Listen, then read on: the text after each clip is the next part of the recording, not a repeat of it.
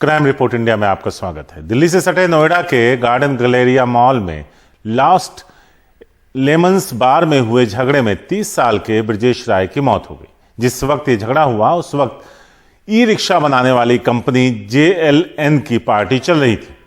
आरोप है कि पार्टी कर रहे लोगों का बार के स्टाफ से पैसे के लेन देन को लेकर झगड़ा हो गया, जिसके बाद मारपीट में ब्रजेश की मौत हो गई। पुलिस ने हत्या का केस दर्ज कर बार के पूरे स्टाफ को हिरासत में ले लिया है। पुलिस ने झगड़े की पूरी घटना का CCTV फुटेज भी बरामद किया है।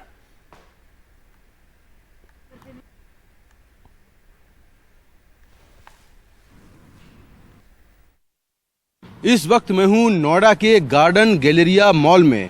बीती रात यहां पर मेरे ठीक जो सामने ये लॉस्ट लेमन्स बार है, यहां पर एक कंपनी की पार्टी चल रही थी।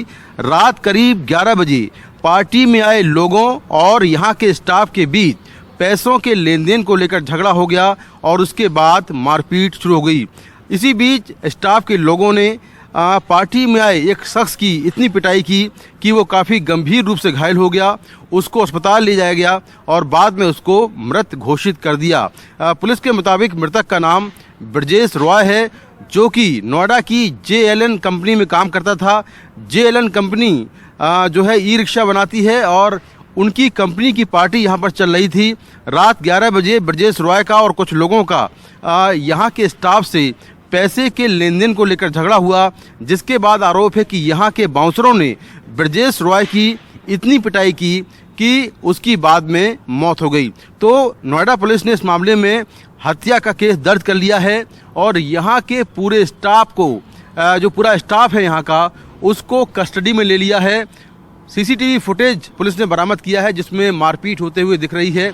उसके आधार पर मारपीट करने वाले 8 लोगों की पहचान हो गई है, जिन्हें पुलिस गिरफ्तार कर रही है।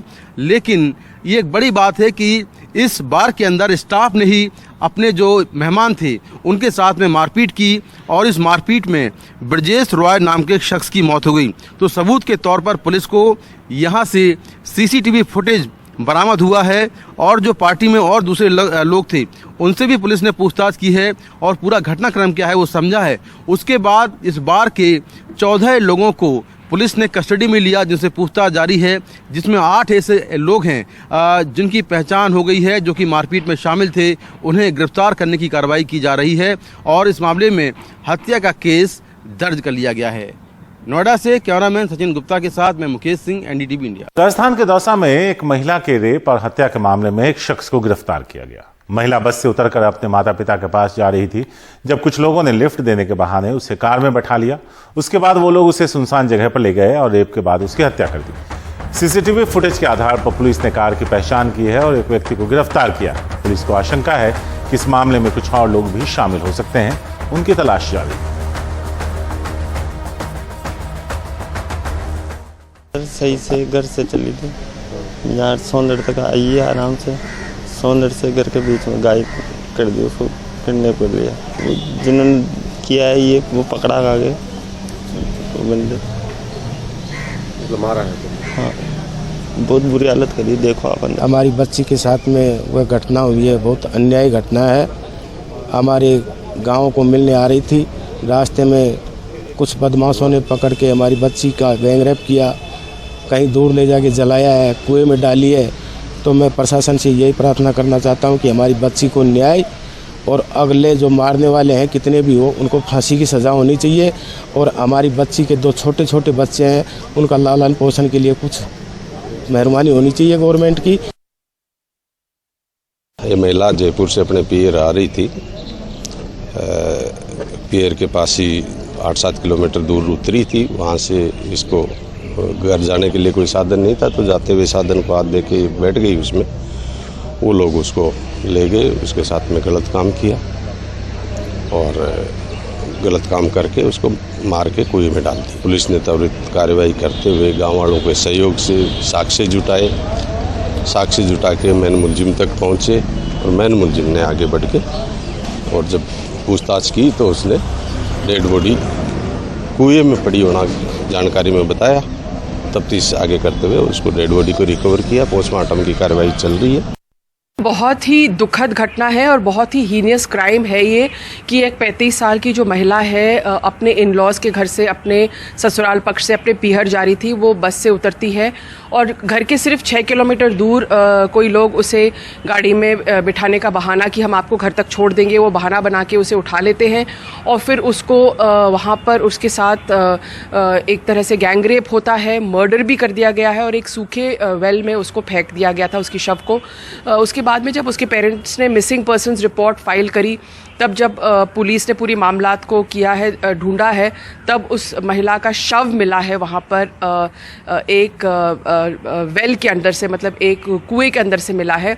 अब इसमें पुलिस के हाथ जो अहम सबूत है वो ये है कि जो गाड़ी में वो बैठ के गई थी उस गाड़ी का सीसीटीवी फुटेज में उनको मिल गया है और उसके वो जो अहम सबूत है उसको ट्रेस करते हुए उन्होंने एक शख्स को पकड़ा है। लेकिन पुलिस बिलीव करती है कि ये सामूहिक बलात्कार का मामला है और इसमें वो और भी लोगों को ढूंढ रही है। जाहिर है ये जो पूरा मसला है ये एक राजनीतिक मायने जरूर रखेगा। बीजेपी ने पहले ही गहलोत सरकार को इस पर कटघरे में खड़ा किया है, ये कहते हुए कि यहाँ पर लॉ एंड ऑर्डर सही नहीं है, महिलाएं सुरक्षित नहीं हैं और इसलिए इस पुलिस पर भी प्रेशर बना रहेगा कि वो जल्द से जल्द इस केस का खुलासा करे और आरोपियों को पकड़े।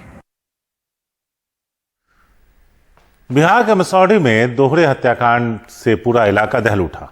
शहर के नामचीन मिठाई कारोबारी अभिराम शर्मा और उनके भतीजे दिनेश शर्मा की अपराधियों ने गोली मारकर हत्या कर दी। अभिराम शर्मा को अपराधियों ने जहानाबाद में उनके होटल पर गोली मारी, जबकि भतीजे को गांधी मैदान के पास गोलियों से छन्नी कर दिया। जहानाबाद में अभिराम शर्मा की हत्या की पूरी वारदात सीसीटीवी में कैद हो गई। हैरान करने वाली बात यह है कि वारदात की जगह के पास ही डीएम और एसपी दोनों का घर है।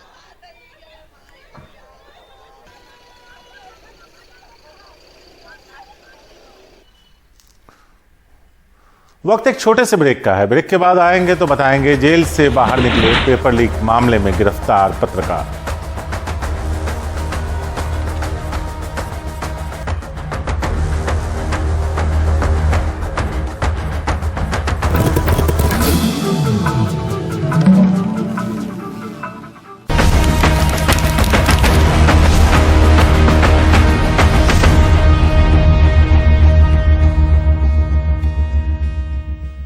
यूपी के बलिया में पेपर लीक मामले में गिरफ्तार तीनों पत्रकार जमानत मिलने के बाद जेल से रिहा हो गए।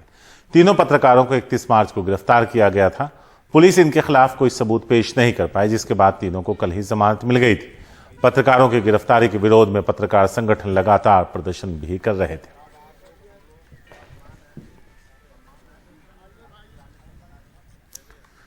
गुजरात से कांग्रेस समर्थित निर्दलीय विधायक जिग्नेश मेवानी को एक मामले में जमानत मिलने के बाद तुरंत ही दूसरे मामले में गिरफ्तार कर लिया गया।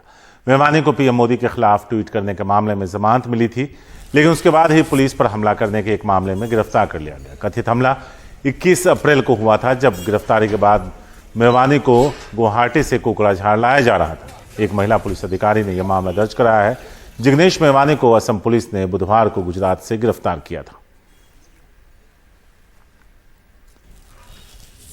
हम इस वक्त हैं बरपेटा जिले में और ये है बरपेटा का सदर पुलिस स्टेशन, जहां पे जिग्नेश मेवानी जो कि गुजरात के एमएलए हैं उनको कोकराझार से लाया गया है। कोकराझार में उनके विरुद्ध जो केस था उसमें उनको बेल मिल गया है, मगर अब उनको प्रोडक्शन वारंट में बरपेटा लाया गया है और पुलिस सूत्रों के मुताबिक को कोर्ट में बरपेटा में प्रोड्यूस किया जाएगा और उनके विरुद्ध एक नया मामला दर्ज किया गया है जो कि 21 तारीख को दर्ज किया गया था। और उसमें पुलिस का ये मानना है, उन्होंने इस कुछ दिनों में जो प्रिलिमिनरी इन्वेस्टिगेशन है वो किया, इसके बाद उनको प्रोडक्शन वारंट में लाया गया है। उनको शोन अरेस्ट दिखाया गया है, टेक्निकली जिसे शोन अरेस्ट कहा जाता है। और ये जो मामला है, ये मामला जो दायर हुआ है बरपेटा के बरपेटा रोड पुलिस स्टेशन में, जिसमें कि जिग्नेश मेवानी के ऊपर आउटरेजिंग मॉडेस्टी ऑफ वुमेन और assaulting public servant while on duty, ये सब धाराएं लगाए गए हैं आईपीसी के। और ये जो मामला जो दर्ज किया गया है ये एक लेडी पुलिस कांस्टेबल के कंप्लेन के ऊपर है। पुलिस सूत्रों से जो हमें खबर लग रही है कि एक लेडी पुलिस कांस्टेबल से के कंप्लेन के ऊपर ही ये मामला दर्ज किया गया है। और पुलिस के सूत्रों से और भी जो खबर हमें लग रही है कि इस मामले में बरपेटा के कोर्ट में प्रोड्यूस किया जाएगा। उन जो डिफेंस काउंसिल है जिग्नेश मेवानी के, उन्होंने हमसे ये कहा है कि एक फ्रेश बेल पिटीशन भी वो मूव करेंगे। और अब देखने लायक बात ये रहेगी बरपेटा कोर्ट क्या फैसला लेता है। जिग्नेश मेवानी के लिए असम में जो लीगल बैटल है वो और भी देखा जा रहा है। पहले केस में बेल मिलने के बाद अब ये दूसरा केस उनके विरुद्ध लगाया गया है और इसमें क्या नतीजा निकलता है ये बरपेटा कोर्ट डिसाइड करेगी। और अब वक्त क्राइम रैप का है।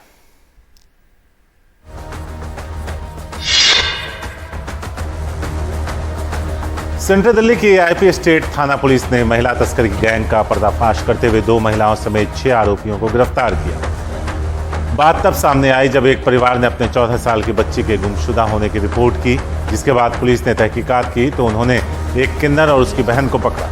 इनकी निशानदेही पर पुलिस ने पीड़िता को बरामद कर लिया। इसने बताया कि करीब 20 लोगों ने उसके साथ दुष्कर्म किया।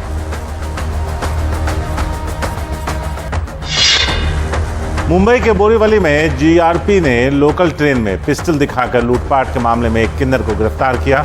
जांच में उसकी पिस्तौल भी नकली निकली। ये इससे पहले भी लूटपाट के मामले में जेल जा चुका है। प्रफुल्ल नाम के इस किन्नर को सीसीटीवी फुटेज के आधार पर गिरफ्तार किया गया। नोएडा के सेक्टर 58 थाना पुलिस ने एक अंतर्राज्यीय वाहन चोर गिरोह का पर्दाफाश करते हुए 3 आरोपियों को गिरफ्तार किया। इनकी निशानदेही पर पुलिस ने 24 दोपहिया वाहन और एक छोटा हाथी ट्रक बरामद किया। आरोपी एनसीआर सहित यूपी के कई शहरों में चोरी की वारदात को अंजाम दे चुके हैं। डीएसपी नोएडा ने गिरफ्तारी करने वाले कोतवाली सेक्टर 58 पुलिस को 25,000 रुपए की इनाम देने की घोषणा की।